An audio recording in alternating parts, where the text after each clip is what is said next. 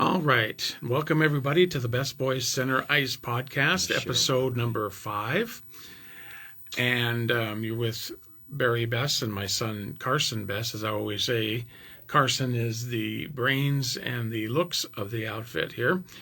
As we normally do, we'd like to start out with some shout-outs to the I Am Refocused Radio Network with Shemaya Reed. We're on that network along with Rudy Campos Jr. and Sweep the League. And you can get us our podcast on there the next day. Right now, of course, you're watching it live on Facebook, and we encourage everybody to come out and join us tonight for our episode. It's also available tomorrow on Spreaker and also in the Best Boys Center Ice podcast YouTube page. And, of course, we also have our TikTok pages that Carson and I both do a lot of post-game stuff with as far as the Oilers and the Penguins are concerned. So, well, let's get into it. We both, our teams had a pretty good week. I think, especially the Penguins and especially Sid Crosby. Oh, yeah. He won. I think he got the third star of the week. He did. Yeah. And this is also the first time ever that Ovechkin and Crosby have gotten in the same week. In the same week. So we want to start with the Penguins. Like I said, Carr, they're coming up. Yeah. They still got some stuff I think they have to work out. Yes. But I think they've got some things down, and the players are starting to play a lot better over the last week or so. I mean, they had a good week. 2-1. Mm-hmm. Can't complain with that. I mean, they played 3 games. They played Minnesota on last Tuesday, and then they played Anaheim on Thursday, and then Hockey Night in Canada against Montreal on Saturday. And, the Minnesota game was a bit of a bummer. They lost 5-3. Fleury's send-off game, if you want to say. A game that we definitely should have had, to be honest. We were up 2-0. Another theme of it is that they gave up that lead rather quick. Mm-hmm. Within a minute. It was gone. And, they couldn't recover from Minnesota's attack and didn't stand a chance after that. And unfortunately, Fleury came in clutch at the end of that game, making some big saves. And that's just sometimes how it's going to be. I really didn't think they played all that great that game either. But we didn't play all that great either, so I wasn't too upset with that loss, but frustrating when you can't hold a lead down, that's for sure. And then we headed to the Anaheim game, and that was a different game. I thought there was going to be a lot of goals in that game, and there wasn't. It was 2-1. Yeah. And we doubled their shots.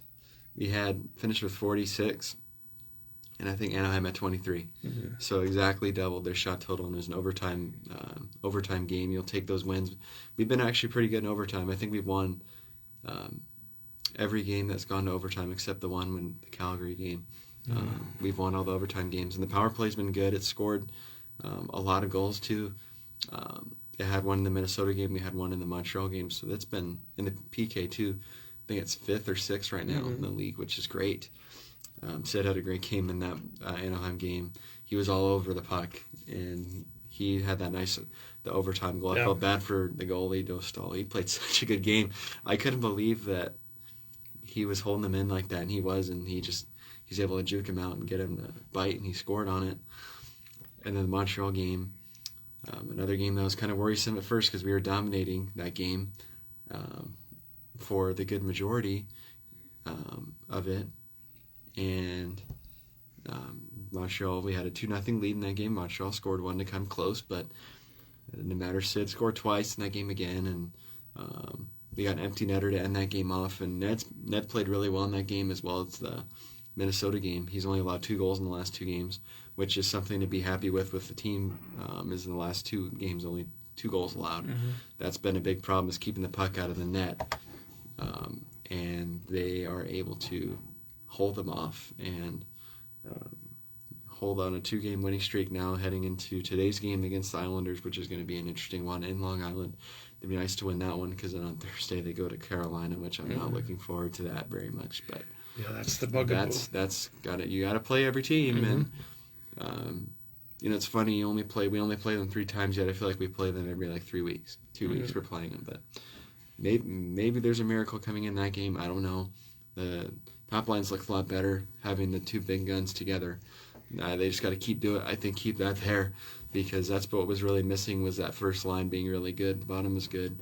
The bottom six has been fine. It's just the top six hasn't. So I think that's made them look a lot better. But overall, really happy. I mean, they move up in the standings. You know, at this point, it's so early in the season, you're not that far behind. You just continue to win games. If you can win, 5 of it, or 7 or 8, maybe, you're in a good spot. But they need to get as many points as they can to make up for all the losses at the beginning. Yeah. But again, 4 out of 6 points. They're scoring goals or just not able to hold leads. Hopefully that's something they can kind of bear down on and not wilt at every set of pressure. But I'm pretty satisfied, and hopefully just the trend we're seeing keeps going, because they're looking pretty good, and Ned's looking good.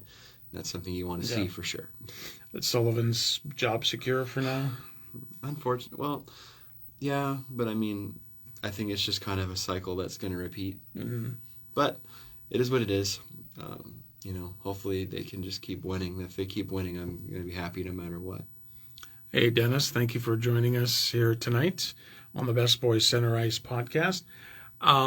We'll get to some NHL stuff coming up as well. The Oilers, much like the Penguins, went 2-1 this past week since we were last with you. They, of course, the night before we had the podcast was the game against Columbus, where the Oilers lost Connor McDavid. Well, since then they've gone 2-1, and they're now 6-1 on the year. So they're tied for third place in the Pacific, coming from the basement, literally.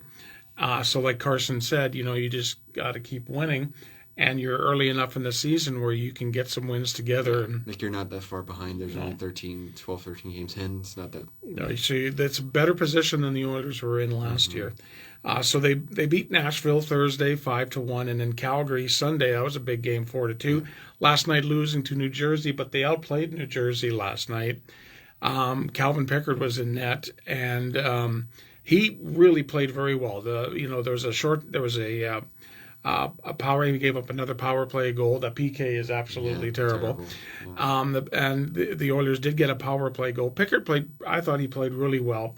He made some saves that kept him in it, but there was just a couple of mistakes that led to goals. Tighten up for sure. Yeah, it was the hallmark of the Stanley Cup run last year. And then I thought the team played very well. They had the majority of the scoring chances. Just that Jake Allen was lights out. You're on as a goalie. Yeah, he was lights out as a goalie. McDavid did skate with the team on Monday, and they're thinking now that possibly a return could be as early as next week against the Islanders. But we'll just see what happens. If they keep winning, they'll keep him out for a little bit. Let him get 100% before you rush him back. Yeah, and everybody's picked it up. Especially Leon Draisaitl. He's got 6 points in the last 3 games since McDavid's been out, and you expect that from your second best player, is to be able to take things over. And everybody else has come to play too. Even the defense has tightened up a little bit. There's still some holes that need to be filled, but I really think the Oilers are moving towards Calvin Pickard being the starting goaltender and Stu being the backup. Either way, you got to have 2 good, solid goaltenders going through in this league. That could possibly happen. We'll see. It's not for sure, but I think that's a good idea. Yeah, I think Pickard seems to me, when you look at the 2 goaltenders play, to me Pickard looks like he's the more confident of the 2 right now. And not to say, they made a big change in the Vancouver series last year. Yeah. And it sparked Stu. Who knows? Hopefully, he can find himself. Yeah, he can find himself, and the Oilers can get right back into that race. They've got a tough week coming up. Tomorrow is the big one at home against Vegas, and then they're in Vancouver on Saturday, home to the Islanders on Tuesday, and then Nashville for the third and final time in 3 weeks. They're playing Nashville at home, so. A good opportunity for the Oilers. Like Carson said, if they keep winning, they'll probably keep McDavid on the shelf for a little bit longer, but it all depends.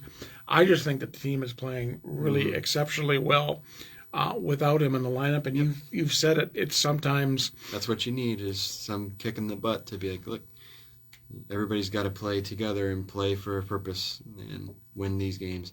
Doesn't matter how pretty it is. Mm-hmm. If it's a big scoring game and you can't stop the puck, score one more than the other team. Yeah. And if it's going to be a 1-0 game, then muck it in the corner as much as you can and grind the game as much as you can to keep the clock going and win the game like that. No matter how you can win it, win the game. I think that's the mentality you see from the Oilers right now is win the game. And then their forechecking has been really good over the last few games. The little as details, and you realize over time, the little details really matter. So those forechecks, if you don't forecheck, that could lead to a scoring chance if you don't forecheck. But you do, so you get the puck, you kill time, you kill a scoring chance, whatever. Right. You bat the puck out of midair when they're doing a pass, that could lead to a scoring chance, possibly goal. Doesn't happen. Right. So they're playing really good. Even yesterday's game, losing, you're going to have games like that. You play good and you just don't win. It happens in this league. It happens in every sport. You play a great game and it just doesn't the result. There's nothing to be discouraged about for the Oilers after last night. They played a really good game. Just one of those performances, a goalie's ready to go, and that's it. You move on to the next game. You don't hang your head on this one, and you go to the next game against Vegas because that game's going to be big, and you get that game out of the way and move on. Yeah, I think the Oilers are in a pretty good spot right now, as are the Penguins. Yes. Like you're within striking distance. Like you can't ask for anything. No, I mean, I was thinking the other day, even after the Minnesota game, we were 3-7-1, and if you lose, no game is easy in the NHL. You're playing an Anaheim team that's lower in the standings but has some talent and a great goalie. You're playing a Montreal team that's hungry, that needs to win, and that's desperate for a win. And they've had that conversation from their head coach. St. Louis is like these guys, he's let them know that they need to be better. Yeah. You're playing hungry hockey teams. You lose both those games, you're down to 3-9-1. That is a way different number than 5-7-1. You win today against the Islanders, you're 6-7-1. You're basically at 500. Yep. So, take it every game, one game at a time, and get as many points, grab as many points as you can. Even 1 point's better than none. But big weeks for our teams. Best weeks so far of the year together for our studio, to be honest. We'll very much take it, but now that we're done with kind of our team runs for the week, since we talked about our schedules, we'll kind of move on to league stuff. I just want to throw out, first off, Austin Matthews is out for the Leafs. He's day-to-day. They said upper body injury. They have a big game. They're playing Boston today. Yeah, they're playing Boston tonight. It's probably underway already. I don't know. I mean, I don't really know what happened. Honestly, I didn't watch the game, so I don't know what. Yeah, injury. I tried to find highlights, and I couldn't. I just saw the report. It might have been maybe a minor contact injury. Something else I really want to talk about. I don't know. You know what? I'm not trying to be a hater on the Leafs. I'm not. But I look at that game as a big rivalry game. Boston just beat them last weekend. Actually, when I was in Vancouver, I was watching that game in my hotel room on Hockey Night in Canada. They beat them. The Bruins beat the Leafs. The Bruins consistently beat the Leafs. I get it. Injuries happen. But I feel like that's a game you can't miss as a captain. You're playing your arch rival. If you know the game, you know this rivalry. Bruins have had the Leafs number for how many times? Yeah. This is a game I don't think you can miss as the captain. You never know what's going on behind closed doors. Maybe he can't play, but I feel like that's a captain. You can't miss that game. You can't. But we'll see what happens. Maybe for the Leafs, it sparks something like what the Oilers have had, that they'll play a really good game and win tonight. But both teams out of those need a win. Toronto, they're not. I don't know if you saw this. Their power play is 31st in the league. Is it that 31st? 10%? Wow. And they got a power play goal in their last game, so they were 32nd at an 8.2, and they're at now 10% and 31st in the league. And so you don't expect that of a team with that kind of fire. Well, same with the Oilers. They're power and even play. Matthews has 5 goals. I mean, he had 69 last year. He's probably on pace maybe for 35, 40. Yeah. But that's going to be an interesting game tonight. I'd imagine, honestly, Boston wins that game. I think it is in Boston, but we'll see what happens with that. I just think that the Leafs' chemistry is just not there, and it hasn't been for a long time. That team, we've mentioned it so many times, that team is too front-loaded. I give credit. Those players are talented that they have, but there's too much cap in those 4 or 5 guys to make a whole team. They don't have a whole team. They have a line or two that can score, and the rest of them can't. and it's unfortunate how it's played out that way. I feel like those guys just kind of more want the check and don't really want to win. I don't know. I know it's regular season, but even then, if you have that winning mentality, if Gretzky's playing against Calgary, he's not missing this game. No. If y'all are playing Calgary, you think McDavid's going to be, or Draisaitl's not going to play? No. They're going to do their best to play. I know it's not a big rivalry anymore, but we're playing Washington or Philly. Mm-hmm. It's not missing that game. No. But if you can go out there and use your legs, you're playing the game. You're playing in the game. If it's a lower leg and something that you can't skate properly, okay. Yeah. But if you're upper body and it's a little bit sore, look, Evander Kane played how long with hernia? So I get it though. I mean, you know what? You never know what's going on behind closed doors. I just hope, for the sake of him, that he's going to be fine. Mm-hmm. But I think that's pretty crazy. That's unfortunate to miss a game like this. Mm-hmm. Next, we'll kind of move on to the next thing. A big kind of developing story, I guess, before we get to the standings part of this, is that Ovi's really close to the record. He's only 35 goals away from breaking Wayne Gretzky's record. He had 5 this past week. So. He's 35 goals away from being the NHL's all-time leading goal scorer, which is going to be insane when he breaks it. I'm really excited to see it, even though he's an arch rival as a team goes. As a hockey fan, you can't not be excited for this. This is history. We're watching history. We're about to watch him break the goal-scoring record. A record that nobody ever thought it was ever going to be broken. No. And, I mean, if he breaks it, no one's ever going to touch that. No. So I'm happy to see him get close to it. I can't wait to see him break it. I anticipate probably next season he'll break it. If he's on this pace he could probably get 35, 40 goals. He's on pace for 52 this year if he keeps going. Let's see would break the record. Let's see what happens. I'm hoping that he does it and can get the record. It'd be cool for the sport. Definitely an unforgettable moment for the sports world, because there's not been a big record like that's been broken in sports in a long time. So I'm excited to see. Yeah, I am too, because it's as an Oiler fan and watching Gretzky all those years, you want to have your guy as being the record holder. But everybody knows Gretzky is the greatest player ever.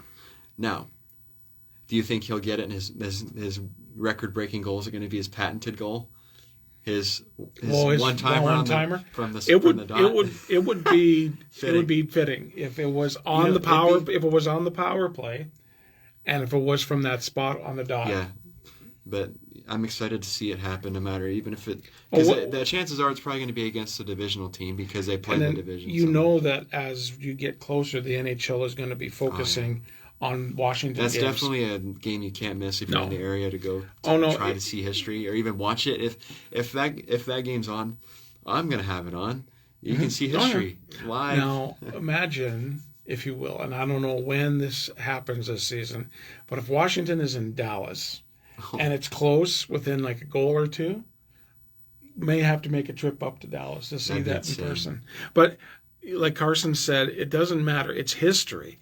Like last year during the playoffs, during the Stanley Cup Final, the Oilers were trying to make the whole history. You know what? I think that honestly captured more of the attention from the sports community than any of the other sports did. Mm-hmm. Everybody knew the Oilers had a chance to make history that hadn't been made in any sport in forever. Mm-hmm. To come back from 3-0 down to nearly win the Cup.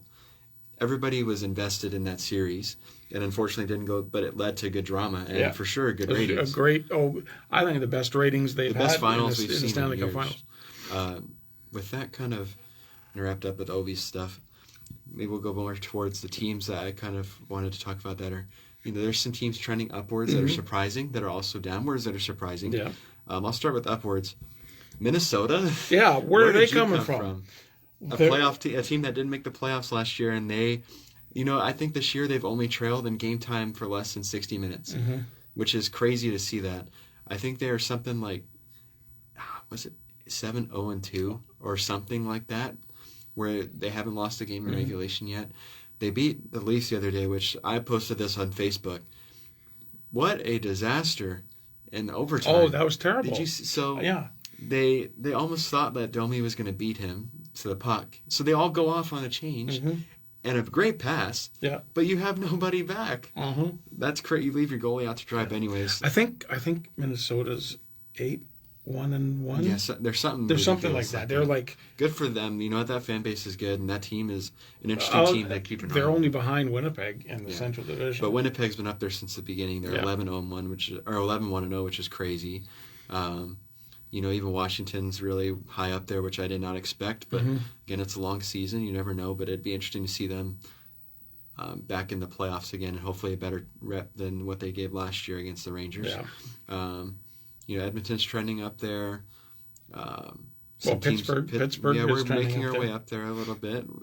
Columbus is another team that's kind of hanging in the mix. They're pretty much at 500, which is cool. They deserve it, that's for sure. Some teams that are definitely shocking. Nashville still cannot figure out what's going on. They can't win. They lost last night to LA, and they go to a record of 4-7-1 with all that talent and they paid the most in free agency this year, and they are at the bottom of the league. You don't even look at the forward groups there, and you look at the defense and the goaltending. You don't understand how that team's not better. They have one of the best defensive cores in the whole league, and goaltending. UC Soros is such a great goalie, and then you get to the forwards, you're like, holy, you've got stack, and it's just not working. They can't win games. They win one game, they lose 3 or 4 games. Long season ahead, but that's definitely something to be concerned of. Colorado still. Yeah, they've got a lot of injury. They have they've got a lot of injuries. So it's insane how many injuries they had. They had to have a defenseman play forward the other day because of how behind they are in injuries. Calgary's starting to fall a little bit. They've lost a few games. Boston and Toronto. Toronto is down there. Boston's down there. Lots of teams are, but definitely Nashville's the one to be the most concerned about because you don't have much time in that division to make your way back, and they have so much. They don't have any excuse to be bad. Yeah, because they made the most work out of everybody in free agency, and it's not paying off. No, they're not winning any games, and they're getting blown out for the most part. I mean, they got beat 3-0 by the Kings last night. They at home. Y'all beat them 5-1 at home the other day.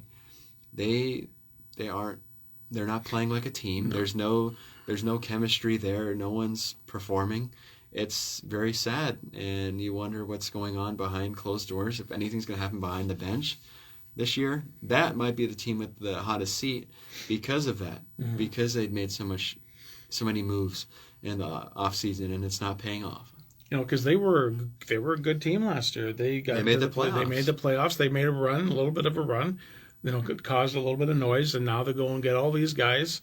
And you're right, they're like 4 wins. Yeah. And another one too to be concerned about it too is still Colorado because that goaltending situation's not pretty. I don't know what they're going to do about that.